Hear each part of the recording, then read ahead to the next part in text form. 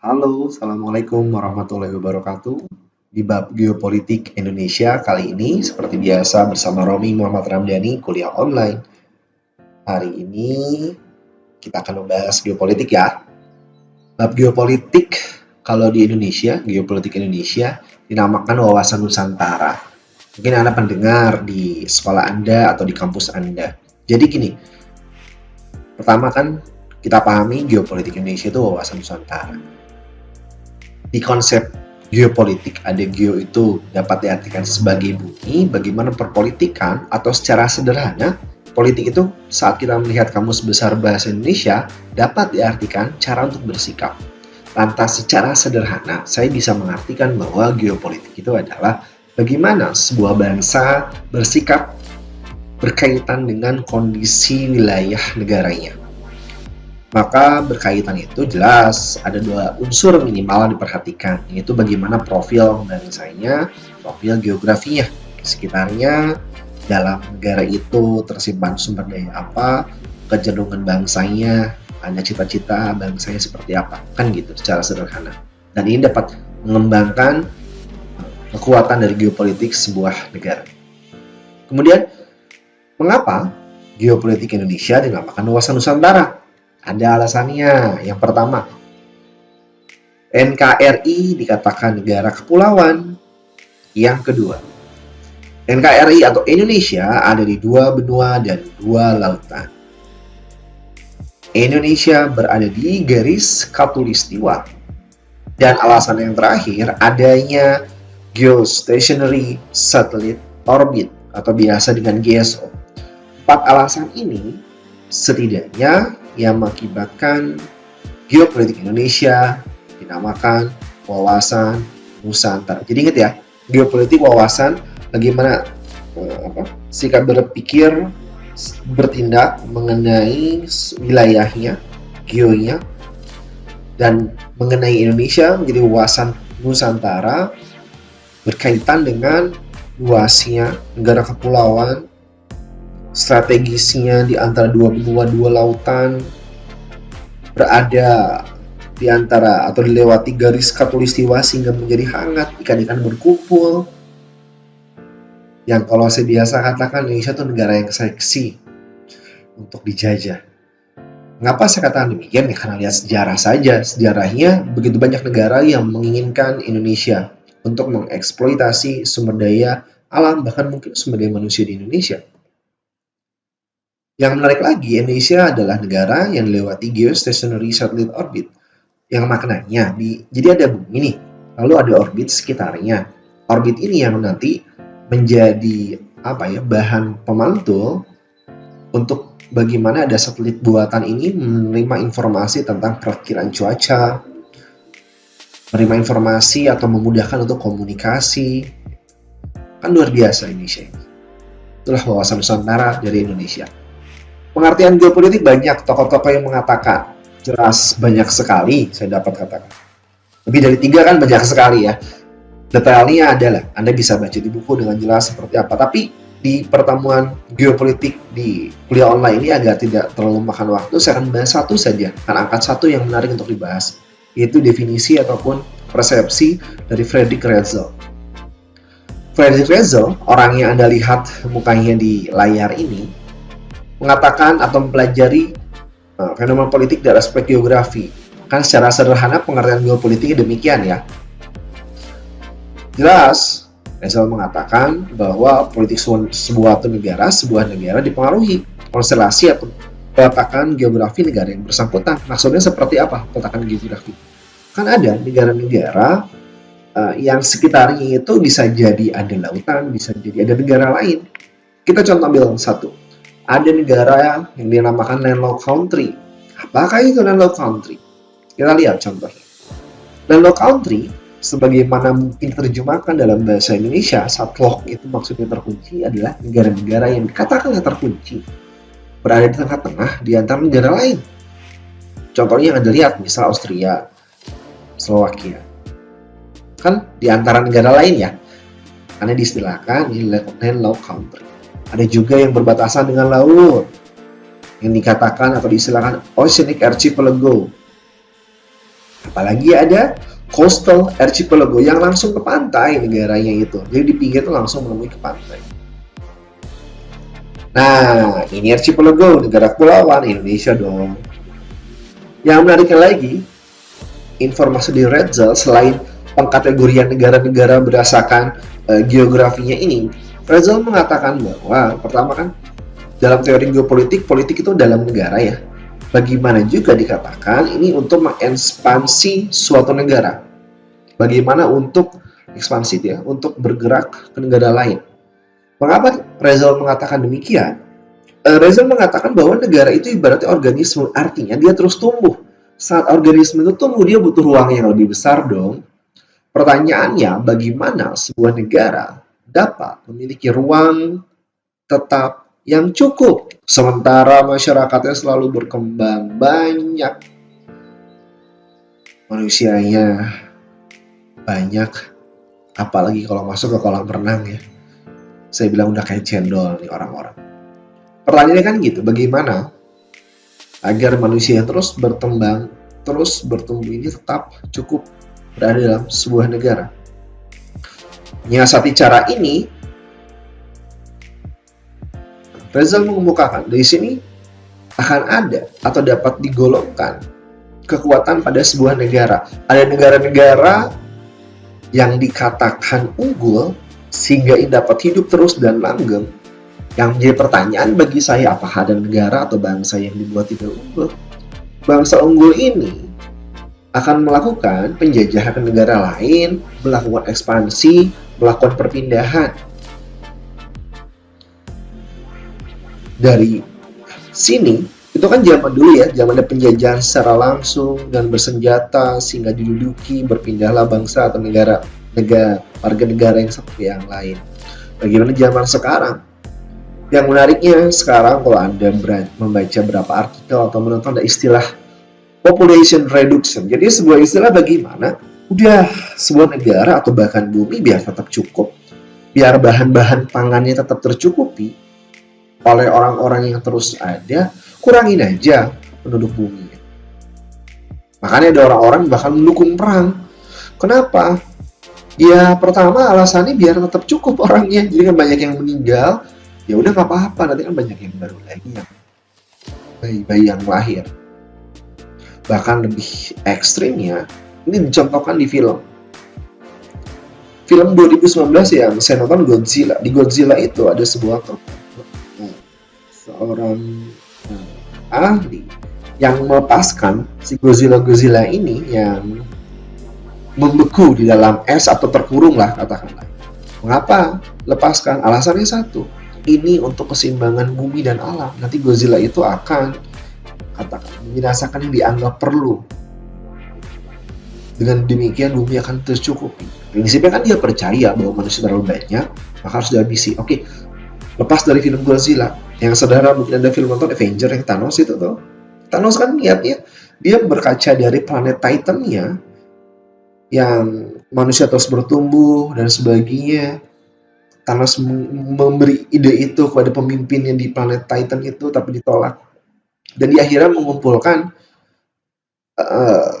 kekuatan agar bisa melakukan atau menghabisi setengah populasi di alam semesta ini. Harapannya, niatnya adalah menjadi penyelamat. Nah itu dia, persepsi seorang penyelamat itu kan jadi beda-beda ya. Niat Thanos menyelamatkan, tapi menurut orang lain belum tentu.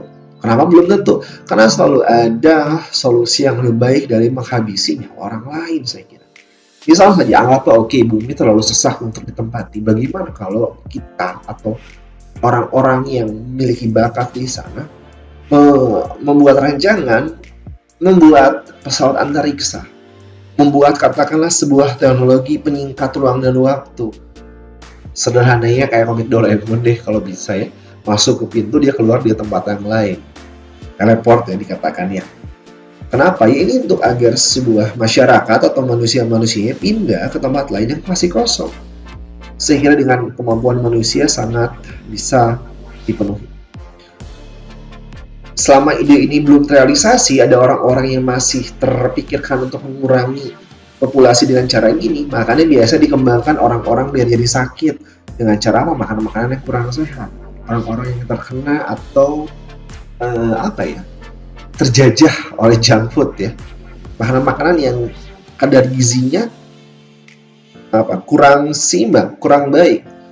Penduduk Amerika, kalau Anda membaca artikel ini, orang yang banyak meninggal karena obesitas. Mengapa? Yaitu dia seringnya makan junk food, minuman cola, katakan ya, itu kan gulanya tinggi. Apalagi sekarang semakin banyak teknologi, semakin jarang bergerak, jelas berkumpul penyakit, ya pada sakit dan meninggal. Orang-orang yang berpikir agar dikurangi yaitu tidak mengingatkan ada bahaya apabila kelebihan junk food ini. Tidak ada upaya penyeimbangannya, bahkan yang lebih ekstrim. Saya mengeluarkan sebuah kata yang saya bacakan dulu dalam Inggrisnya ya. If people stop getting cancer, we stop making profit. So, we need to make sure everyone focuses on the cure, not the cause. Kalau ada orang-orang yang berhenti sakit dalam hal ini dan nggak ada lagi yang sakit kanker, orang-orang yang melakukan bisnis medis nggak dapat untung. Jadi bagaimana kita mengkondisikan masyarakat itu fokus kepada bagaimana mengobati, bukan mencegah. Sekali lagi, masyarakat dibentuk untuk fokus bagaimana cara mengobati, bukan mencegah. Karena kalau dibudayakan cara mencegah, orang akan berusaha hidup dengan konsisten dan lebih sehat. Menjaga makanan, mencukupi minuman, menjaga olahraga, olah nafas tentu saja, mencukupi istirahat dan seterusnya. Sehingga akan lebih terhindar dari penyakit. Oke, jaga kesehatan. Selalu ada solusi daripada menghabisi nyawa orang lain, bahkan masyarakat lain. Masih berkait dengan hukum ekspansi, bagaimana kalau katakanlah kita lihat definisi dari suprapolitik ya, suprastruktur politik. Berkaitan dari Fritz Rezel yang mengenai hukum ekspansi tadi, ini berkaitan dengan dasar suprastruktur geopolitik. Artinya apa sih suprastruktur politik? Nah itu yang setelah titik 2. Kekuatan suatu negara mampu mewadahi pertumbuhannya dihadapkan pada kondisi dan kedudukan geografi dan sekitar. Maksudnya apa? Ya, saya bilang tadi ada kolonisasi. Ada kolonialisme, sebuah penjajahan, misalnya terhadap Indonesia dilakukan oleh Belanda. Saya ambil contoh seorang tokoh yang dinamakan Christian Snowcourt. Beliau seorang doktor yang saya baca, S3 sastra, jurusan Arab. Maka jelas kemampuan Arabnya luar biasa baik. Bahkan sempat berada di Jeddah di Mekah. Menjadi mu'alaf dengan nama Abdul Ghaffar. Yang menariknya, Christian Snowcourt ini dari sebuah persepsi sejarah yang saya baca, kan selalu ada berbagai persepsi kebenaran dan sejarah ya, tapi yang menarik ada persepsi sejarah yang saya baca ini. Christian Snowcourt dianggap sebagai mata-mata atau orang yang bertanggung jawab terhadap kehancuran Aceh pada zaman sekitar 1890-an, kalau saya baca dari referensi sini ya.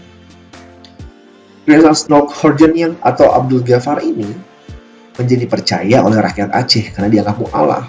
Bule mu'alaf kan hebat banget gitu. Ya, dengan tangan terbuka diterima. Ayo silakan datang. Dengan demikian, ketika berada di Aceh, Christian Snowcourt ini mengetahui seluk-beluk Aceh. Luar dalam lah secara sederhana. Belum lagi informasi yang didapatkan dari orang Aceh yang tanda kutip dibeli oleh Belanda untuk menggali, untuk menganalisa apa kelemahan kelebihan Aceh. Karena Aceh ingin dijajah tapi susah pada zamannya. Didukung oleh Christian Snowcourt, akhirnya ditemukan kesimpulan yang secara sederhana dapat saya simpulkan bahwa kekuatan Aceh berada daripada pemimpin atau ulamanya atau orang-orang berilmu ya. Maka untuk menaklukkan, untuk melupakan Aceh, ulama-ulama ini harus dibenturkan. Adu domba ulama bahkan warga-warganya. Demikian tercerai-berai menjadi kecil kekuatannya baru dihajar misalnya. Itulah sebuah alasan bagaimana Aceh dapat ditaklukkan pada zaman dahulu. Pesan yang ingin saya sampaikan tentu saja, teman-teman, para pendengar kuliah online dari saya, hati-hati oleh casing, oleh cover orang-orang yang berbaju agama. Kemampuan berbahasa dengan agama misal Arab atau agama lainnya belum menjadi penentu keimanan, ketakwaan seseorang atau kedalaman ilmu agamanya. Itu belum tentu.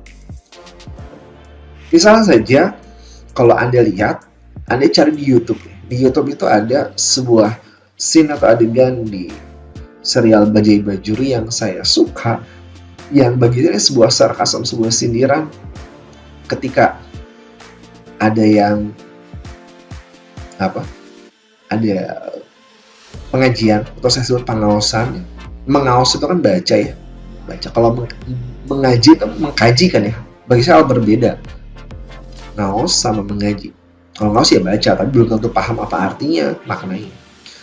Lalu diminta memimpin oleh pamannya Said yang di Bajai Bajuri itu karena dianggap orang Arab. Tapi pamannya Said itu menolak karena tidak ingin memimpin, karena baginya amanah yang cukup harus bisa dipertanggungjawabkan. Namun orang-orang sekitar menganggap ketika Said dan pamannya berbicara bahasa itu sebuah doa dan diamini. Sebuah peristiwa yang kocak bagi saya. Kemudian kita masuk wawasan Nusantara sebagai geopolitik Indonesia. Kembali lagi nih, kan awal sudah dibuka prolog ya, istilah bahwa geopolitik Indonesia adalah wawasan Nusantara. Nah, sekarang kita pertegas. Wawasan Nusantara, cara pandang bangsa tentang diri dan lingkungan. Sekali lagi ya, bagaimana sebuah struktur geopolitiknya, sebuah tempatnya, struktur bumi ya, kan geo ya, dan saling terhubung. Sumbernya tentu saja ada di Pancasila dan Undang-Undang Dasar 1945. Oke, Indonesia sekarang kan wawasan Nusantara sepakat dengan benang merah geopolitik. Ini cara pandang tentang di lingkungannya, sekitarnya, yang artinya, yang maknanya ada sebuah hakikat dalam wawasan Nusantara yang menginginkan keutuhan Nusantara ataupun nasional. Prinsipnya, jadi prinsip awal itu dinamakan asas-asas. Asas itu adalah yang melandasi pergerakan. Makanya wawasan Nusantara, pondasi dasarnya, asasnya ada kepentingan yang sama, ada keadilan, kejujuran, solidaritas, kerjasama, dan kesetiaan terhadap ikrar bersama. Itu yang menjadi asas atau landasan orang akan memiliki wawasan Nusantara. Sebuah negara memiliki wawasan Nusantara. Tujuannya apa? Peranan atau goalnya apa? Tentu saja kesatuan dan kesatuan. Menumbuhkan tanggung jawab warga terhadap wilayahnya, melindungi kepentingan nasional, dan adanya perdamaian di wilayah tersebut. Hal ini penting saat Indonesia atau orang-orang berada dalam tantangan mewujudkan wawasan Nusantara. Seandainya kurang optimal, saya akan mengambil contoh peristiwa pada suatu negara. Jadi kan tantangan wawasan Nusantara sebagai geopolitik itu masyarakatnya, Anda sebagai mahasiswa, Anda sebagai pelajar, katakan yang menyimak, masyarakat Anda bagian dari masyarakat, dan Anda harus cukup sadar bahwa sekarang kita memasuki dunia tanpa batas. Oke, globalisasi. Anda bisa mendapat informasi dari belahan dunia manapun dengan sangat cepat, hitungan detik bahkan. Informasi yang masuk, diupload, sosial media misalnya, orang dimanapun bisa menyimak. Yang bahaya ketika informasi itu salah atau belum bisa ditentukan kebenarannya. Bisa jadi ini menjadi era baru kapitalisme, ada orang-orang memiliki modal, kan kapital, modal, yang ingin menguasai negara lain dengan cara yang lebih baru. Kita ambil contoh sebuah negara yang bagus, sebuah negara yang biasa dikunjungi karena ada bangunan-bangunan bersejarahnya. Negara-negara biasa dikunjungi karena misal ada wisatanya, ada mall, taman hiburan, dan sebagainya. Tapi negara ini sering dikunjungi karena ada sejarah bangunan-bangunan yang penuh dengan makna. Sebuah negara yang dinamakan Suriah atau nama kata lainnya Syria. Syria mengalami pertempuran bertahun-tahun sehingga akhirnya kondisi saat ini hancur, tanda kutip. Artinya ada kerubuhan pada infrastruktur, keresahan pada rakyat, perjuangan stabilan ekonomi. Yang ingin saya bahas berkaitan geopolitik, mengapa dari sudut pandang geopolitik ini bisa terjadi? Suriah atau Syria memiliki dalam sejarahnya memiliki musuh.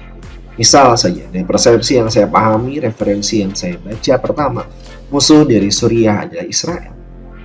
Melihat faktor sejarah, Israel sebel pada Suriah karena Suriah dianggap negara yang terus konsisten mendukung Palestina, di mana secara sejarah Israel dan Palestina versus kan gitu.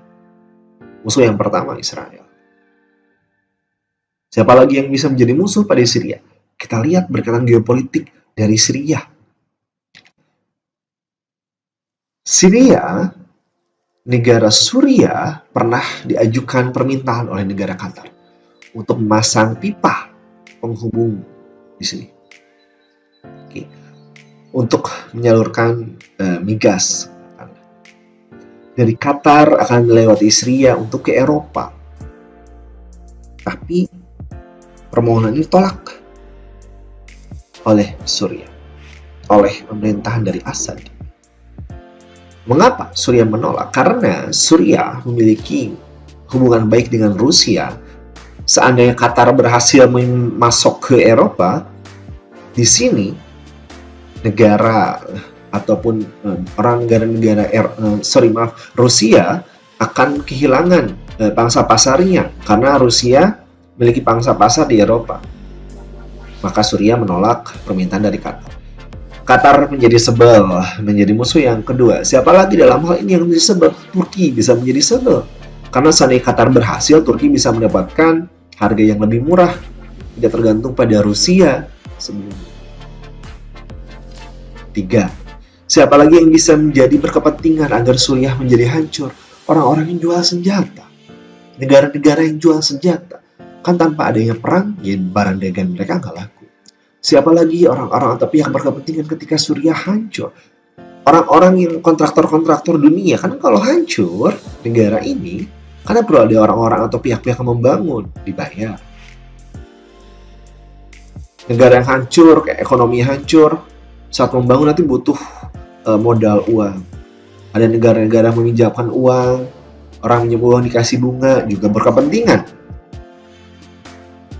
Jadilah ada musuh-musuh, tanda kutip, atau pihak-pihak yang menjadi kontra yang mengharapkan Suriah ini menjadi hancur. Sebaliknya, di sisi lain, ada yang pihak-pihak mendukung Suriah adalah Iran. Iran memasang pipa yang sama untuk dialirkan ke Eropa, namun diterima oleh Suriah dengan alasan ini satu tim, Iran, Syria, Rusia. Seandainya suplai dari Iran masuk ke Eropa pun nggak jadi masalah untuk Suriah dan Rusia, karena Rusia punya hubungan dagang juga dengan Iran, jadi saling menguntungkan. Pertempuran di sini bukan hanya sekedar nanti terhadap pertempuran senjata ataupun fisik, namun juga dikatakan proxy war. Proxy war, sebuah perang dengan kaki tangan yang biasa berkaitan dengan sosial media. Ada pihak-pihak yang menjadi terbagi. Misal, di sebelah kiri adalah timnya dari Assad, dari Suriah. Yang sebelah kanan yang dinamakan pemberontak di dalam Suriah ini tersendiri. Dalam Suriah kan ada kelompok yang dinamakan Ikhwatul Muslimin, yang dimana ini ingin menggulingkan pemerintah dari Assad. Tim dari kanan ini menamakan misalnya Free Syrian Army. Sebaliknya yang sebelah kiri misalnya Hizbullah. Hizbullah adalah tentara dari Palestina yang mendukung dari Suriah. Mengapa didukung oleh orang-orang dari Palestina ini? Karena Suriah menyediakan tempat untuk para Hizbullah ini tempatnya, makalah didukung. Perang di dalam hal ini di proxy war, dalam hal proxy war ini yang bisa jadi ada informasi-informasi di sosial media yang bisa jadi hoax, kabar yang salah, kabar yang bohong disebarkan, ini memicu pertengahan dunia, bahkan jadi negara-negara yang mendukung agar Suriah menjadi hancur. Dan ini terjadi hoax. Saya sampaikan, kita sebagai warga Indonesia hati-hati dalam menyikapi pesan-pesan yang masuk ke gadget kita, ke handphone kita. Infokan juga kepada orang-orang di rumah. Nggak usah sembarang share, nggak usah sembarang like. Pahami dulu konteks informasinya apa. Pahami, tahan untuk menyebarkan. Jelas, ini akan menjadi lebih baik daripada banyak informasi yang nggak jelas nyampe dan bisa memperuncing atau membuat warga negara Indonesia saling diadu. Kalau berhasil diadu. Hati-hati. Ini adalah penampakan foto-foto Suriah sebelum terjadi perang dan setelahnya. Bagaimana negara yang indah ini menjadi hancur. Kita waspadai, kita pahami geopolitik dari Suriah. Suriah menjadi negara yang seksi, saya bilang, untuk dijajah, untuk dikelola, agar bisa memasang pipa, agar bisa dikeruk mungkin di migas di bawah Suriah. Hati-hati, Indonesia pun jelas tidak kalah seksi dengan Suriah. Maka pertahankan kedaulatan NKRI, jaga dengan menanamkan nilai Pancasila dari diri Anda dan sekitar Anda. Tingkatkan kesadaran Anda sebagai mahasiswa, sebagai calon lulusan dari kampus Anda. Itu dia akhir dari geopolitik. Silahkan like video saya, subscribe, nyalakan loncengnya untuk dapat notif video. Saya Romi pamit. Wassalamualaikum warahmatullahi wabarakatuh.